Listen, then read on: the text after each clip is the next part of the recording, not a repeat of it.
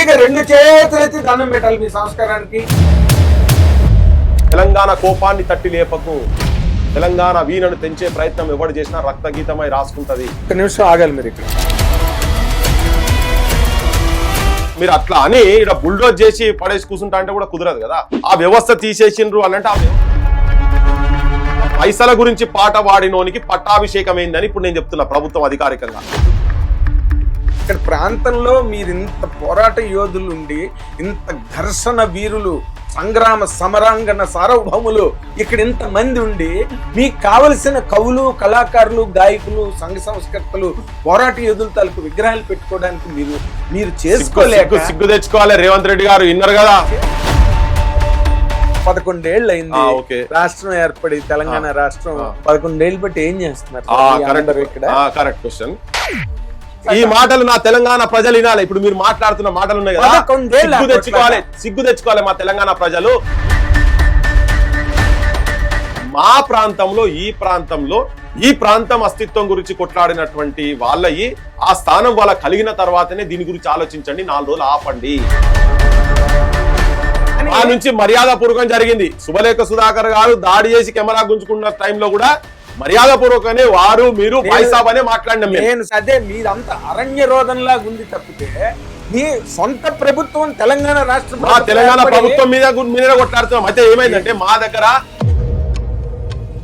గొంతు చించుకొని మీరు కూడా అడుగుతారు నాగేంద్ర గారు, ఇవాళ ఎస్పీ బాలసుబ్రహ్మణ్యం విగ్రహం కాడికి వచ్చినప్పుడు మీరు మాట్లాడుతారు కదా, మరి గద్దరన్న విగ్రహం పర్మిషన్ గురించి 3 రోజులు పిచ్చోళ్ళు లెక్క వాళ్ళ దీక్షలు చేసుకుంటూ మేము అందరం తిరుగుతుంటే ఎందుకు మాట్లాడలేదని అడుగుతున్నా. మీరు మీ నోట్లోంచి వచ్చిన మాట ఇప్పుడు ఎలా ఉంది తెలిసిన తెలంగాణ రాష్ట్రంలో అగ్గి రవ్వలాగా ఉంది. పూలు మాత్రం పక్క చెప్పులతో పాటు ఎడమకాలి చెప్పులు తీసి మెడ దండ చేస్తామని చెప్పారు. ఈ కుటుంబానికి కూడా నేనేం విజ్ఞప్తి చేసిన అంటే, జూబ్లీహిల్స్ ఎలక్షన్స్ లో బిఆర్ఎస్ ఎప్పుడైతే ఓడిపోయిందో అంటే ఎవరో మిమ్మల్ని ట్రిగ్గర్ చేస్తున్నారు. నేను అందుకనే స్టార్టింగ్ చేసేటప్పుడే చెప్పిన, బాలసుబ్రహ్మణ్యం గారి మెడలో ఎడంకాలి చెప్పులు దండ వేసి లేకపోతే పగలగొట్టి దాంతో మీరు తక్కువ కళాకారులు, ఆ దివంగత కళాకారులందరికీ ఒక రూపాన్ని కల్పించాలని ప్రయత్నం చేస్తున్నారు, అంతేనా? వాళ్ళ చేతులలో ఉన్నటువంటి వాళ్ళ ఆలోచన విధానంతో ఉన్నటువంటి నాయకత్వం ఉంది. వాళ్ళకు బానిసలే కింద ఉన్నారు కాబట్టి ఇలా స్వేచ్ఛగా ఆలోచించే యువతరం బయటికి రావాలి. నక్సలైట్లు అనేటోళ్ళు కూడా ఇలా సరెండర్ అయిన నక్సలైట్లు కూడా తుపాకులు వదిలేసి ఓట్ల సైడ్ వచ్చిన వాళ్ళని కూడా మేమందరం కలుపుకోపోయే ఆలోచన మాకున్నది. బరాబర్ చేస్తాం. ఒక ప్రత్యామ్నాయ రాజకీయ వ్యవస్థ తెలంగాణకు అనివార్యం. అది యువతరం నాయకత్వంతో జరగాల్సిన అవసరం ఉన్నది. గుండె నిండా తెలంగాణ వాదాన్ని, అమరుల ఆలోచనలు, అమరులు చనిపోయేటప్పుడు ఏవైతే వాళ్ళ ఆశయాలు పెట్టుకున్నారో వాళ్ళను గుండె నిండా పెట్టుకున్నటువంటి వాళ్ళు రాజకీయ క్షేత్రంలోకి రావాలి.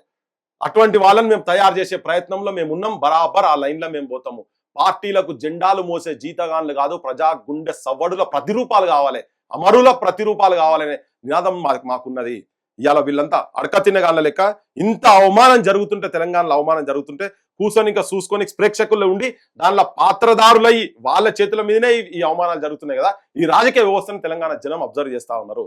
వాస్తవం మీరు అన్నట్టు 12 ఏళ్ళు జరిగిపోయినా కానీ సోయికి రాలేదా అంటే ఎస్, సోయికి వచ్చేది ఎక్కడో దగ్గర గొంతుకలు కొన్ని బయటకు వచ్చినాయి. ఇలా నా సమాజంలో రైటర్లు, కవులు అందరు రాస్తున్నారు. ఇది చాలా ఘోరం, ఇది అన్యాయం. బాలసుబ్రహ్మణ్యం విగ్రహం ఇక్కడి వాళ్లకు గుర్తింపు లేకుండా ముందు అక్కడికి ఇచ్చుడు అనేది ఇది చాలా ఘోరం, అన్యాయం అని చెప్పి రాస్తా ఉన్నారు. ఇక్కడ ఇంకొకటి ఇగ్నైట్ అయ్యే పాయింట్ ఒకటి, స్వరాష్ట్రమై, ఇంతకుముందు అన్నారు స్వరాష్ట్రమై తెలంగాణ స్వర్ణయుగం కావాలని. ఆ స్వరాష్ట్రం అనే పదము పలకటందుకు ఇష్టపడినటువంటి వ్యక్తికి పట్టాభిషేకం ఏంటిది ఇక్కడ అనేది జరుగుతా ఉన్నది చర్చ. దాన్ని నేను కూడా లేవనెత్తినా. వాస్తవం ఇది 2004 నుంచి మా మదిలో నడుస్తున్నది.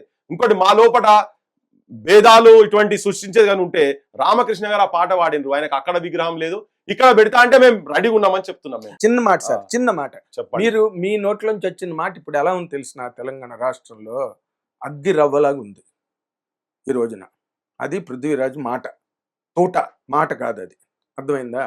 ఇప్పుడు మీరు మాట్లాడే మాటల్లో నాగేంద్ర కుమార్ గారు తప్పుగా మాట్లాడాడు, లేకపోతే తెలంగాణ నిరసింపజేసి వ్యతిరేకించి బలహీనపరిచి అవమానపరిచి మాట్లాడుతున్నాడన్న అపార్థాలు బయటకు. నేను అన్నది ఏంటంటే, మొన్న జరిగినది ఎలా జరిగింది అన్న దానిలో అందరూ విడిపోవాలని కోరుకున్నారు.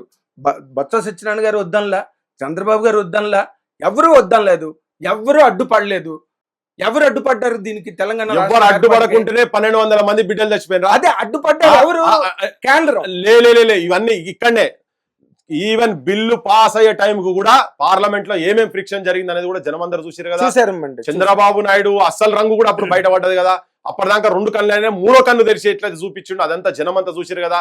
ఇలా చర్చలు లోపడిపోతే రాజశేఖర్ రెడ్డి కాడికెళ్ళి అదే నేను చెప్తా. నేను ఏంటంటే ఇవన్నీ ముఖస్థుతిగా మాట్లాడేటువంటి మాటలు మాత్రమే అనేది నేను చెప్తున్నా. ఆ రాజకీయ వ్యవస్థకు ఎప్పుడు ఇష్టం లేకుండే సామాన్య జనం గురించి నేను డిస్కస్ చేస్తలేనండి. ఇక్కడ ఇప్పుడు కాంట్రాక్టర్లే మేఘా కృష్ణారెడ్డి అసలు కాంట్రాక్టర్లతో ఆంధ్రాలకు ఉపయోగం ఉండదు, తెలంగాణలో కూడా ఉపయోగం ఉండదు. అవును, దోపిడీ చేసినోనికి కులము మతము ఈ బిజినెస్లలో పైసలు సంపాదించడానికి కులము మతము ప్రాంతం ఏముండదు. వానికి ఒకటే తెలిసిన ఏకైక మతం, ఏకైక కులం, ఏకైక ప్రాంతం పైసలు అంతేనే.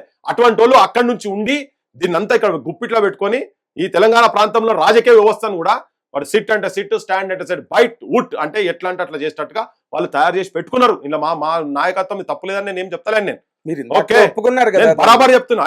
ఇప్పుడు కాదు, నేను ఏ వేదిక మీదనే చెప్తా. ఇది ఉన్నది కదా, మా ప్రాంతం వాళ్ళు మోసం చేసిండ్రు కాబట్టినే ఇలా ఈ దుస్థితి ఉన్నది. ఇక్కడ ఎవరు చిత్తశుద్ధి ఉన్న వాళ్ళు ఎవరు లేరు. అదే అన్నా ఇప్పుడు కూడా అంటా, ఎప్పటి కూడా అంటా. 10 ఏళ్లలో మాకు ఇక్కడ ఉద్యోగాలు, ఇంటికి ఒక ఉద్యోగం వచ్చిందంటే మాకేం ఉండకపోవు. మేము పోరాటాలు ఏం చేయాల్సిన అవసరం లేకపోవు. ఆ KG to PG ఉచిత నిర్బంధ విద్య అంటే అన్నారు. ఇది ఇంప్లిమెంట్ అయ్యేది ఉంటే మాకేం ఫికర్ ఉండకపోవు. 1200 మంది బిడ్డలను ఐడెంటిఫై చేసి వాళ్ళందరికీ చచ్చిపోయిన కుటుంబాలకు ఆదుకుంటామంటే అది ప్రాపర్ గా జరిగేది ఉంటే మా పోరాటాలు, మా కళాకారులను ఆదుకుంటామంటే ఏం పోరాటాలు ఉండకపోవు. మా ఆత్మాభిమానాన్ని వంచన చేసినట్టుగా మళ్ళా వాళ్ళనే తీసుకొచ్చి ఆ ఆధిపత్యాన్ని, ఆ కాంట్రాక్టర్లను, ఆ దోపిడే పైసలు సంపాదించేలా ఆతృతల తపన తాపత్రయంలా అగడుబడ్డోని లెక్క మొత్తం లోపటేసుకున్నారు కదా. తెలంగాణ సమాజం చూసింది. కాకపోతే ఆ వ్యతిరేకత వీళ్ళకి ఇప్పుడున్నటువంటి రేవంత్ రెడ్డికి, కాంగ్రెస్ పార్టీకి ఉపయోగపడ్డది. ఎందుకంటే ఒక రాజకీయ క్షేత్రం లేదు కాబట్టి కదండి. అరే మిత్రుడు వేరండి. మిత్రుడు డిఫరెంట్, రాజకీయం ఇస్ డిఫరెంట్. ఆయన చేస్తున్నది రాజకీయం. నేను అంటుంది స్నేహితంలా నాకు కేసీఆర్ గారు అంటే మీరు వ్యతిరేకం మొదటి నుంచి, అది ఓకే. రేవంత్ రెడ్డి గారు మొత్తం కేసీఆర్ గారిని మొత్తం తుదముట్టించి ఆ టిఆర్ఎస్ పార్టీని, బిఆర్ఎస్ పార్టీని ఆయన ముఖ్యమంత్రి అయినారు. మీకు రేవంత్ రెడ్డి కాదు మా బోటోళ్ళం అందరం కలిస్తే రేవంత్ రెడ్డి అనే ఆయనకు ఒక అవకాశం వచ్చింది అంతనే. రేవంత్ రెడ్డి కూడా మీరు చేయలేకపోతే మరి మీరు ఏం చేస్తున్నారు? కరెక్టే, మేము ఆయన నమ్ముడు. ఇప్పుడు ఏమైపోయిందంటే ఎస్ కాంగ్రెస్ పార్టీని కూడా చూసింది ఇక్కడ అందరూ, మా బోటోళ్ళం కూడా చూసినాం. చలో ఇన్ని రోజులు జరిగిపోయింది, పవర్ కు వాళ్ళు దూరం ఉన్నారు. వాళ్ళు సోనియా గాంధీ అట్లీస్ట్ ఆఖరి మినిట్ లో ఇనిషియేటివ్ తీసుకొని చేసింది కదా. ఆమె ఏమన్నా వీళ్ళు ఇప్పుడు ఈ రీజనల్ పార్టీ పెట్టి టిఆర్ఎస్ బీఆర్ఎస్ అని పోయి నేషనల్ లెవెల్ పోయి తెలంగాణ లేదు ఏం లేదని భారతీయ రాష్ట్ర సమితి అని పోయిండు అంటే తెలంగాణ అస్తిత్వాన్ని మర్చిపోయింది అనేది అనుకోని చలో వీళ్ళు ఏమైనా చేస్తారు కావచ్చు అనే ఆలోచనతోటి చాలా మంది ఇంటెలెక్చువల్స్ ఇప్పుడు విగ్రహం ప్రతిష్టాపన జరిగిపోయింది. ఇప్పుడు మీ నెక్స్ట్ కార్యాచరణ ఏంటి? కార్యాచరణ జనం ఆల్రెడీ శపథాలు తీసుకున్నారు, ఒట్లు పెట్టేటోళ్ళు ఒట్లు పెట్టుకున్నారు, కొట్టేస్తారండి. బరాబర్ జరుగుతుందేమోండి. మనం ఎట్లా చెప్తాం, ప్రజాక్షేత్రంలోకి వెళ్ళిపోయింది అది ప్రజలు ఇప్పుడు నిర్ణేతలు. ప్రజలు ఆల్రెడీ పగలగొట్టారు కదా, ప్రజలు ఇంతకుముందు కూడా పగలగొట్టారు కదా. ఎప్పుడు పోలీస్ పోస్టే పెడతారా? ప్రభుత్వం కానీ ఆ ప్రాంతంలో ఆ కుటుంబ సభ్యులకు కూడా నేను రిక్వెస్ట్ చేసిన, ఆగండి, మీరు కొద్ది రోజులు ఆగండి, దీని మీద చర్చ జరగనియండి. అరే వాళ్ళ సాంస్కృతిక ఆ సలహా మండలి వాళ్ళకు కూడా తెలియదండి. వాళ్ళ మీటింగ్ పెట్టి అడుగుమని చెప్పండి, వాళ్ళకు తెలియదు. దాంట్లో అందరూ ఎవరు ఒప్పుకుంటలేరు దాంట్లో. మరి ఆ సలహా మండలి దేనికి పెట్టి గడివీక పెట్టిరు ఆడ చుట్టూ మొత్తం దాని చుట్టూ రవీంద్ర భారతి చుట్టూ గడ్డిబీకల్లా. రేపు ఎస్పీ బాలసుబ్రహ్మణ్యం విగ్రహం రోజు కడిగి పాలాభిషేకాలు చేయాలి. వీళ్ళంతా ఈ కమిటీలో అందరూ మా దరువేలన్న అంజన్న వీళ్ళంతా పోయి కొంతమంది రివర్స్ అయితేనే ఉన్నారు. లేదా కల్చర్ మినిస్టర్ పోయి కూడా అదంతా మొత్తం చేసి దాని చుట్టూ పరిరక్షణ చేసి రోజు గంట సేపు వాళ్ళు చౌకీదారికి పని చేస్తారు. ఆడ సినిమాటోగ్రఫీ మినిస్టర్ వచ్చి ఆడ చౌకీదారికి చేస్తారా? ముఖ్యమంత్రి వీళ్ళందరినీ పర్యవేక్షణ చేస్తారా?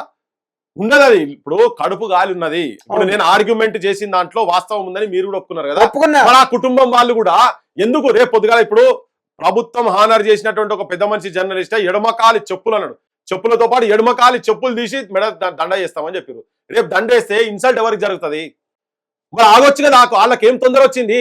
ఆ శుభలేఖ సుధాకర్ గారు కావచ్చు, లేకపోతే బాలసుబ్రహ్మణ్యం గారి కొడుకు కావచ్చు, వాళ్ళ భార్యకు కావచ్చు, అరే ఇంత ఒక తిరుగుబాటు వస్తున్నది అక్కడ, వాళ్ళ అస్తిత్వ పోరాటం, వాళ్ళ ఆత్మగౌరవం గురించి మాట్లాడుతున్నారు కదా, 4 రోజులు ఆగుదాము, దీన్ని ఏందో చర్చ జరగని చెప్పని అడిగంట ఉండాలనా లేదా? వాళ్ళకు తొందరపాటు పెట్టిరు కదా. రేపు ఎవరు ఏదైనా చేయొచ్చు. నేను కాదండి, 60 ఏళ్ళ ముసలోళ్ళు వచ్చి అక్కడికి వచ్చిన ఎట్లా పోయేటోనే దీన్ని అయితే కూలగొట్టే పోతా నేను జైలుకు పోయినా మంచిదే సావుకైనా మంచిదే అని ప్రతిజ్ఞలు తీసుకొని ఉన్నారు. మీకు తెలంగాణ గురించి అర్థమైతే లేదు చాలా మందికి.